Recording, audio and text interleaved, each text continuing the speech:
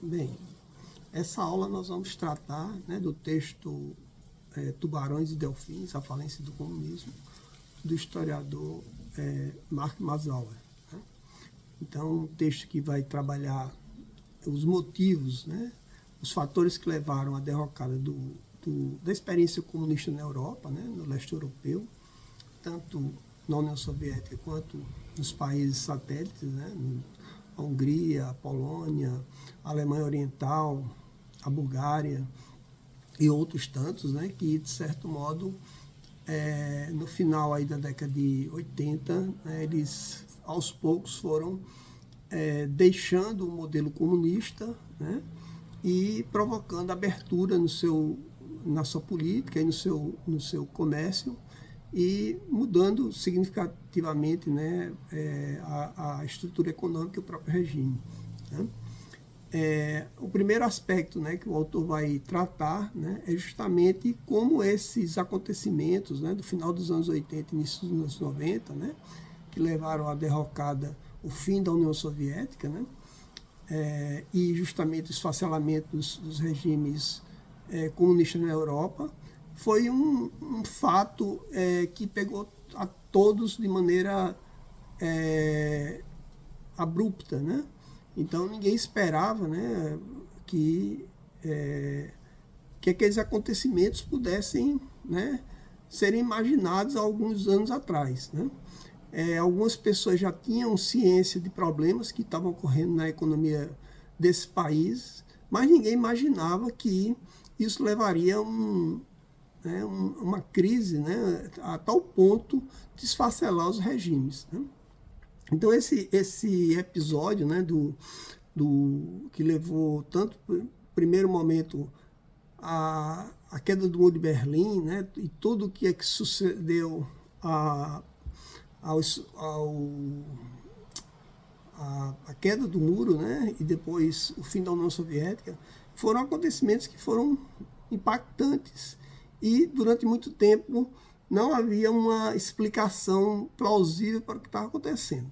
Claro que com o acesso a documentos, né, a abertura de arquivos, né, e também a maior presença da mídia, né, nesses países, começaram a ter um melhor quadro da realidade que esses países estavam passando há décadas. Né? Então, o autor ele começa justamente a tentar levantar um pouco dessa crise econômica que estava ocorrendo nesses países, né, que não estavam, vamos dizer assim, visíveis até então, e que ele vai tentar demonstrar justamente isso, né, que crise era essa. Né? Então, em grande parte, era uma crise do modelo, que ele está chamando de economia política stalinista. Então, o que era essa economia política stalinista? Né? O autor chama a atenção que, apesar do stalinismo ele começar a entrar em declínio a partir de 1956, né, quando houve o 20º Congresso do Partido Comunista da União Soviética e aquelas declarações, né, do Khrushchev, com a crítica contundente contra o stalinismo, o modelo econômico stalinista ele continuou, né, durante décadas ainda. Né? E o que era esse modelo? Né? É um modelo baseado na centralização econômica. Né? Toda a economia ela era centralizada. Né? Essa centralização era, de certo modo, controlada pelo Estado, né? E também pelo Partido Comunista. Né? Quando a gente está falando de centralização, é justamente que as leis econômicas não eram baseadas nas demandas do mercado, né, na busca de lucro, mas justamente numa política de planejamento estatal. Né? Havia um foco principal sobre a indústria pesada. Durante muito tempo, basicamente, a indústria pesada é a principal motivadora dessa economia. E, apesar de algumas reivindicações no sentido de ampliar, né, acolher algumas demandas da indústria leve, da indústria de consumo, né, isso só vai ser feito de maneira mais contundente a partir dos anos 70. Né? Então, a indústria baseada justamente nessa centralidade, né, nesse planejamento econômico por parte do Estado, né, no foco na indústria pesada, né, e no controle irrestrito do mercado, né, do comércio, né, da agricultura e dos bens de consumo por parte do Estado. Né. Basicamente, né, vamos ter esse modelo, não era só na União Soviética, né, ele se estende para os países do leste europeu, né, que vão justamente seguir essa cartilha, né, e durante algum tempo, né, a gente tem algum tipo de crescimento aí nos anos 70, mas esse crescimento ele começa a cair nos anos seguintes, né. O autor vai colocando justamente, mostrando, né, que de 70 a 75 o crescimento era na ordem de 4,9%, caiu para 2% em 75 para 80, e de 80 para 85 estava na ordem de 1,4%. Né? Então, do mesmo modo que houve uma redução no crescimento nas economias capitalistas, nas economias do bloco comunista, essa redução foi muito mais sensível ainda. Né? Isso também estava ligado à exaustão da política de bem-estar social comunista. Né? Durante aí as décadas de 60 e sobretudo as décadas de 70, houve grandes gastos, né, com a política social, né, sobretudo habitação, né, programas sociais. E como não houve um crescimento econômico, né, para justamente suprir os gastos com essas políticas sociais também começaram a entrar em declínio. Né? Um outro fator importante aí, que vai caracterizar essa economia comunista nesse período, é justamente o retorno da inflação, né? A inflação, do mesmo modo que está ocorrendo nos países capitalistas, nos anos 70, né? E sobretudo nos anos 80, ela volta com muita força, né? E também vai provocar uma escassez de produtos. Né? Então vai ser muito comum nos anos 80, né, a questão das filas, a formação de filas, né, nos países do bloco comunista. A gente vai ter muito isso na União Soviética, né? Fila para comprar produtos básicos, né?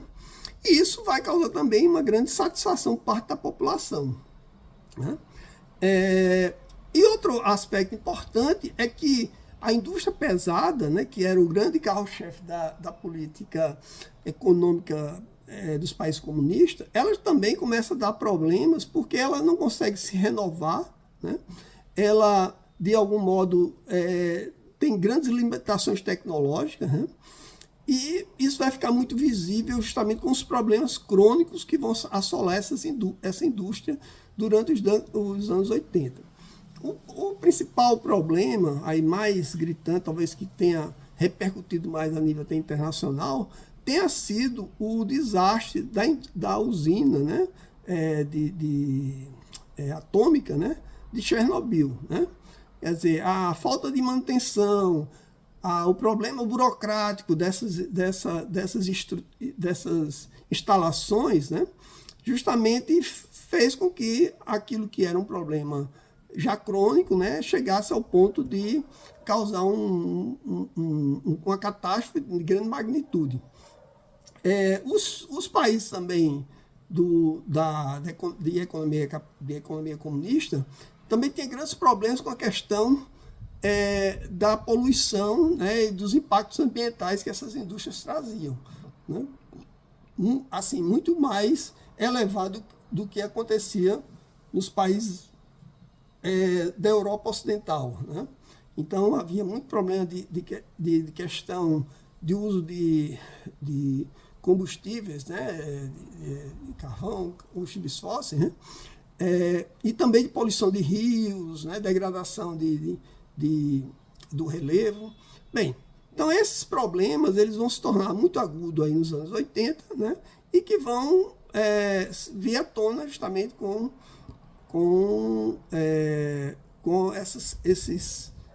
esses elementos, né, pontuais, né, que vão assolar nesse período. Bem, aí o autor vai mostrar que, frente a essas dificuldades, né, que já as economias do bloco vinha sofrendo, houve uma série de tentativas de restaurar, de mudar, de fazer alguns ajustes, né? Talvez, assim, algumas desses ajustes, né, a maior parte muito conservador, né? A gente sabe que com a queda do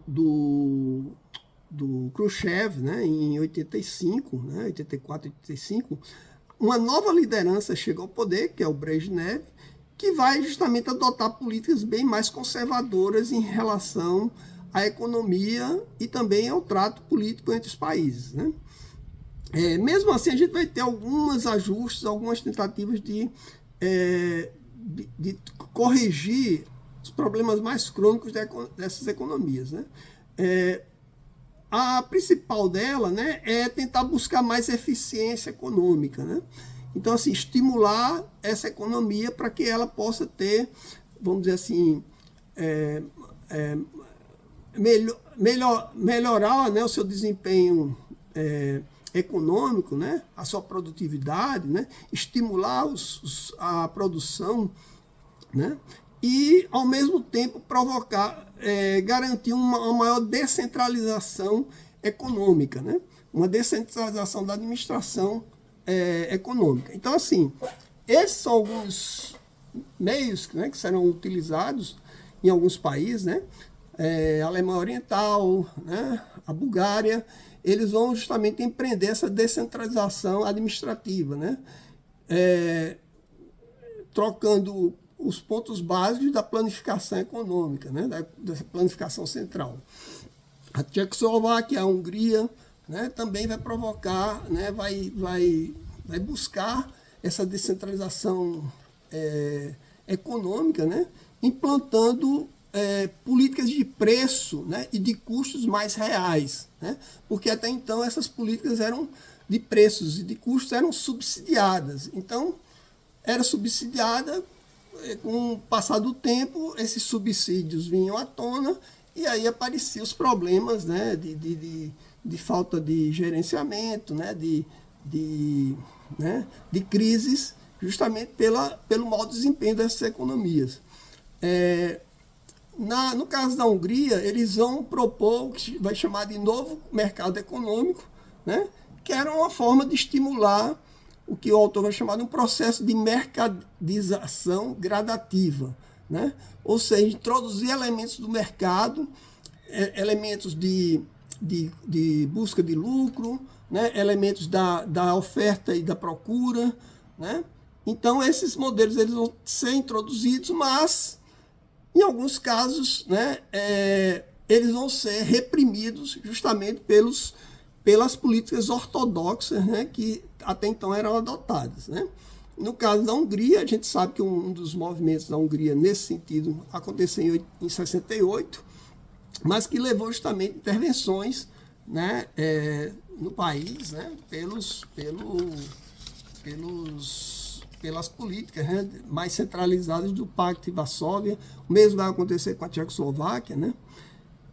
Ou seja, essas tentativas de modernizar, né, de melhorar o desempenho das economias, elas encontravam assim, barreiras, encontravam problemas. Uma outra forma, justamente, de também dinamizar essas economias é a busca de recursos externos, né?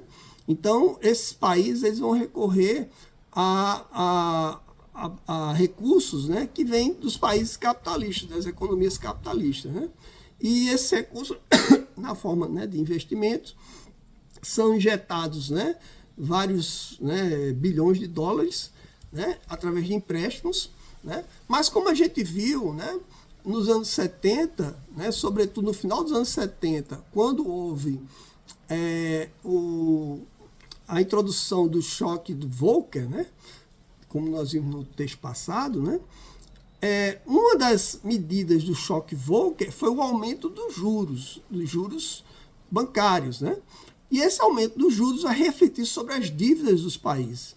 E os países do leste europeu, que eram países que tinham dívidas grandes, né, nos bancos internacionais, eles vão ter justamente amargar essa dificuldade, né, de que o recurso que está entrando, ao invés de estar melhorando o desempenho econômico, está justamente tornando esse desempenho ainda mais agudo. Né? O outro ponto que o autor vai trabalhar é justamente a chamada atrofia do partido. Né?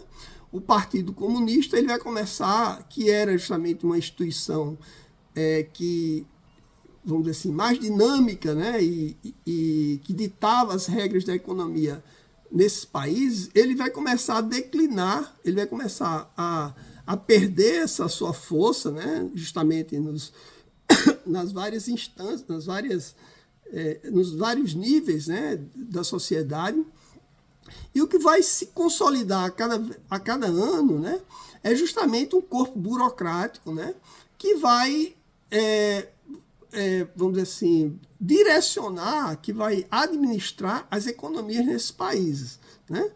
Os autores vão chamar, né, no caso soviético, né, essa estrutura de nomenclatura, né? A nomenclatura. O que é a nomenclatura? É quase como uma castra que vai se formando, né, dentro da burocracia estatal, que vai passa de pai para filho e que vai passar a governar, né, o Estado, né, nos seus diversos níveis, né, econômico, social, político, nas políticas sociais, e que vai se tornar uma casta hereditária, né?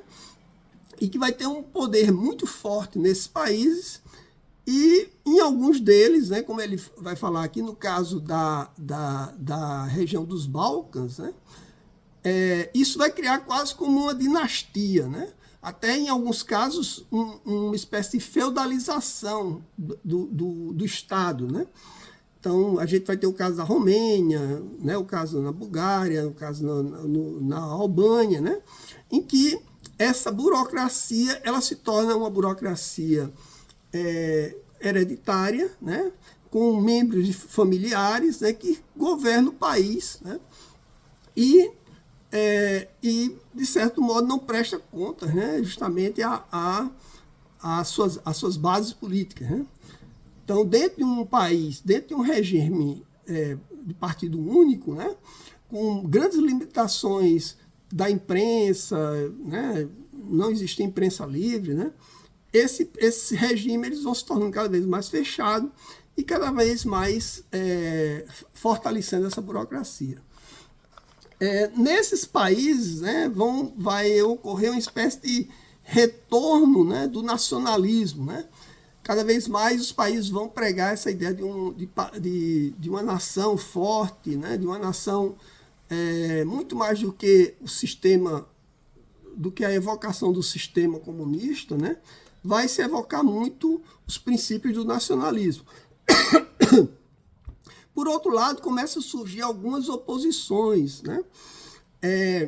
Em alguns países há uma grande fuga de pessoas. Né? O caso, por exemplo, ele fala da Polônia. Né? Muitos jovens querem fugir do país, né? Querem buscar oportunidades em outros países. Né? Começam a surgir também oposições ligadas à igreja, né? A grupos reformadores, né? Que começam, de algum modo, contestar a nomenclatura, contestar a ineficiência do Estado, né? E isso vai começar justamente a criar atritos, né? Dentro do sistema até então, né? Vigente. Né? Nos anos 70, a gente vai ter uma coisa importante, né? Que é uma certa mudança na relação dos países na Europa, né? Dos países ocidentais com os países comunistas. Né? Durante o governo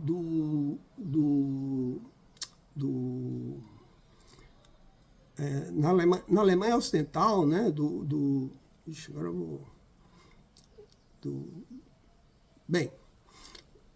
do Brandt, né? Willy Brandt, né? Que era um primeiro-ministro alemão, né, que chega ao poder, é um socialista moderado, né, ele vai começar a introduzir uma política de aproximação, né, de distensionar as relações entre Oriente e Ocidente, né, entre a Europa Ocidental e a Europa Oriental. Então ele vai justamente desenvolver uma política que vai ser chamada de Ostpolitik, né? Essa política é justamente de aproximação, de retomada de relações até econômicas, né? Mas também de relações políticas e de aceitação dos países e dos seus regimes, né? Isso é muito importante, porque, de certo modo, vai abrandar mais aquelas tensões da Guerra Fria que vinham ocorrendo décadas anteriormente, né?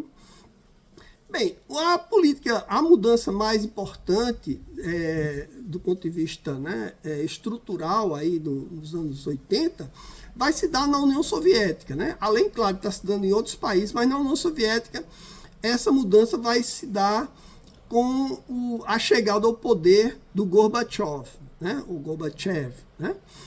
Então, em 85, Gorbachev assume a União Soviética, depois de uma série de governos de pouca monta, né, de períodos assim, muito rápidos. Né?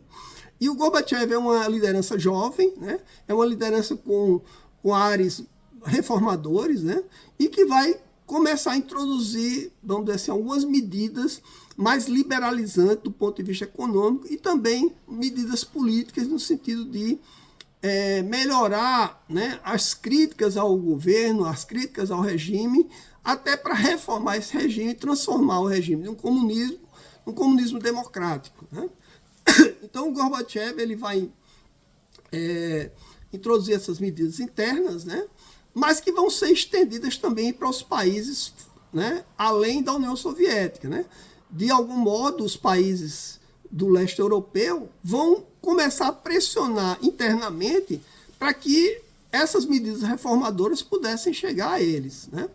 Então, da medida econômica, que é a perestroika, né, que vai se chamar essa reforma de perestroika, né, a gente tem essa ideia de possibilitar um abrandamento, né, vamos dizer, das funções do Estado na economia, né, estimular um certo nível de economia de mercado na base, né, em algumas esferas, né, e tentar descentralizar ao máximo essa política do planejamento que vigorou durante décadas. Né.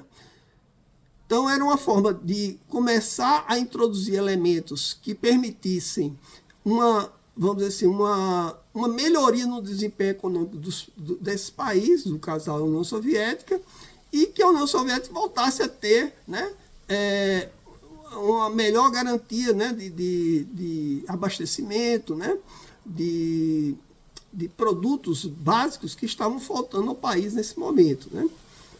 Isso vai ser uma medida importante. No início, há vamos dizer assim, um grande otimismo em relação às medidas. Entretanto, com o passar dos anos, essas medidas não vão ter os efeitos que eram, vamos dizer assim, que tinham sido previstos. Né? A crise ela continua, né? Ela, de certo modo, se avoluma, né? E com as crises que não são só no bloco, né, são crises internacionais, né, essas questões vão se tornar um problema, vamos dizer assim, mais agudo, né, dos países comunistas, e que vai levar, né, a uma série de ondas de insatisfação aí no final da década de 80, cuja principal seja justamente na Alemanha.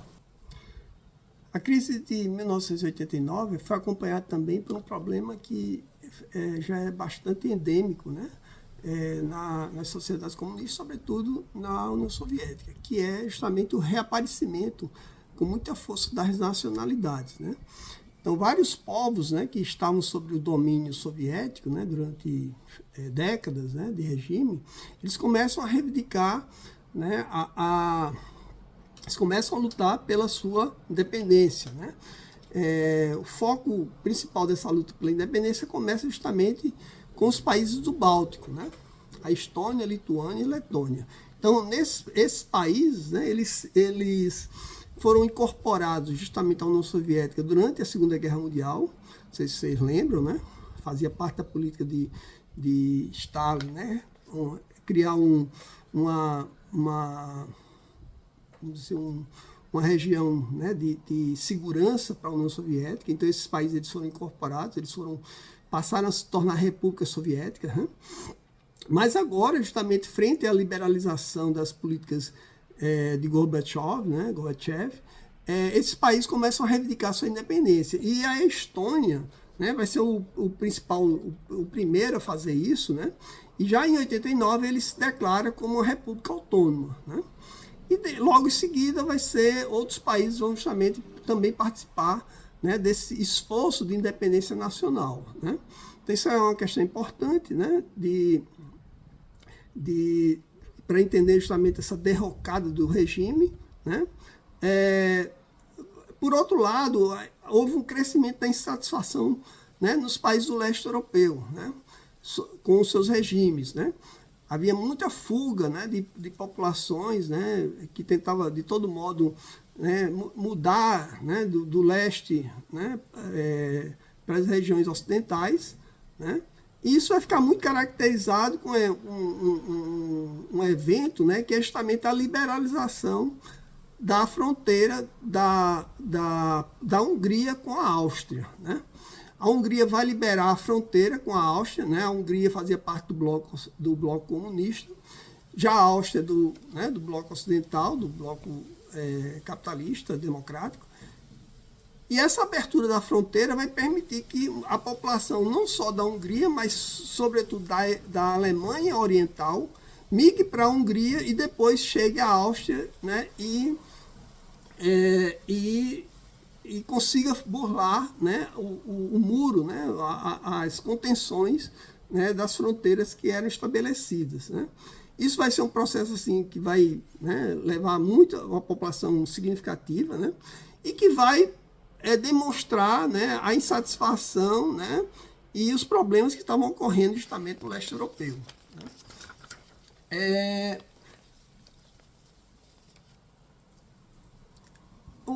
Vai haver um aumento de reivindicação, um aumento de insatisfação nos países do leste, né. Muitos grupos, né, vão começar justamente a reivindicar mudanças constitucionais, né, nas constituições desses países e, sobretudo, o retorno das eleições livres, né, com partidos, né, com diversos partidos. A gente sabe que nesses países era o partido único e não havia eleições, né? Então, essas reivindicações elas vão tomar forma, né, aí no final dos anos 80, né? A gente vai ter, por exemplo, no caso da Polônia, né, a liberação do antigo sindicato que vai se transformar em partido, né, o chamado Solidariedade, que era um sindicato que reivindicava, né, melhorias nas condições de trabalho e também de maior liberdade política, né? E o Solidariedade se transforma num partido político, né, e vai enfrentar as eleições na Polônia, né? Então, esse processo, né, de liberalização vai ocorrendo aí nesses países e vai mostrando essa transição de regimes comunistas fechados para regimes abertos, né, de políticas democráticas e também de economia aberta, né? E aí é importante mostrar que, com algumas exceções, né, que ocorreram enfrentamento e não violência, esse processo foi relativamente pacífico, né? De algum modo, a estrutura de poder comunista estava muito debilitada, né? Que não ofereceu, vamos dizer assim, uma reação violenta, né? Frente a essas reivindicações que estavam em curso, né? Então, isso vai ocorrer, uma série de reformas vão ser introduzidas, começam não só reformas políticas, como eu falei, mas também reformas econômicas, né? Muitos vão adotar a política de privatização, boa parte do patrimônio estatal vai ser privatizado, né? As empresas que tinham, sobretudo, funcionamento muito preocupante, né?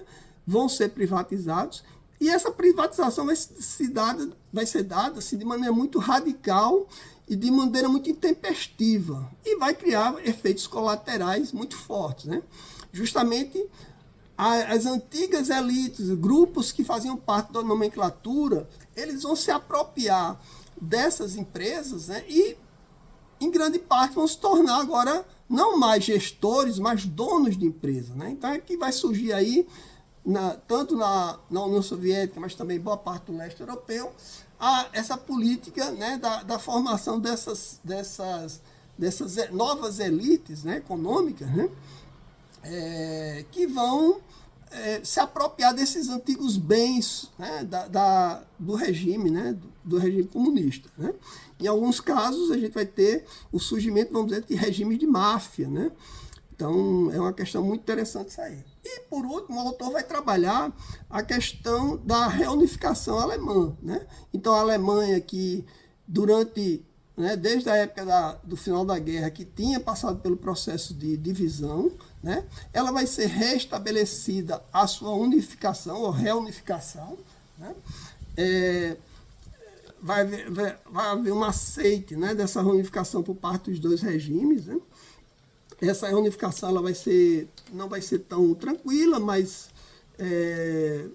vai se dar, né, aos poucos, né, de maneira, vamos dizer assim, gradual, né. E em 94, né, a Alemanha volta a ser uma Alemanha única, unificada, né. Uma série de problemas vai marcar, né, esse momento de reunificação, sobretudo no leste europeu, na região, né, na parte do leste europeu, há muita insatisfação por causa do desemprego, por causa dos baixos salários, por causa do desempenho econômico em relação à Alemanha Ocidental, né? Vai surgir justamente movimentos de caráter ultranacionalista, de teor neonazista, né? Então, mas que com o tempo, né, essas questões elas vão sendo de algum modo, vamos dizer assim, mais contornadas, né, pelo próprio desenvolvimento alemão, né, que vai sendo, vamos dizer, transferido também para antigas áreas do regime, né, das antigas áreas da Alemanha Oriental. Então, basicamente, esse é um resumo, né, do texto, né, e dá para a gente entender um pouco dessa questão da derrocada dos regimes, né, do comunismo no leste europeu e na União Soviética, né, e também pensar que isso não se limitou apenas à Europa, né. O texto não trabalha essa questão, mas é importante entender que essa crise ela também vai repercutir nas regiões fora da Europa, inclusive na China, né. A China também vai passar aí no final dos anos 80, né, 89, um momento de tentativa de abertura, né, de abertura política, né. Vários grupos, né, vão reivindicar, né, que o partido, né, construa uma abertura, né, para outras forças políticas dentro do país. Isso vai ser fortemente reprimido, né.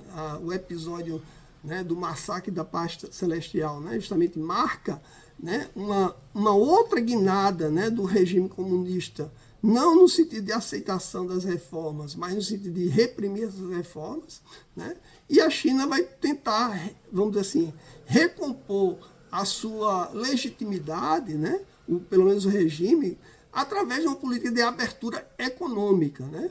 Então, ela vai aprofundar ainda mais a política de abertura econômica, né? A gente, nos anos 90, tem justamente o processo de globalização, né? Então, a China entra com muita força nesse sentido de tentar restaurar a sua economia e, de certo modo, limitar, né, as tensões, né, e as contestações sobre o regime.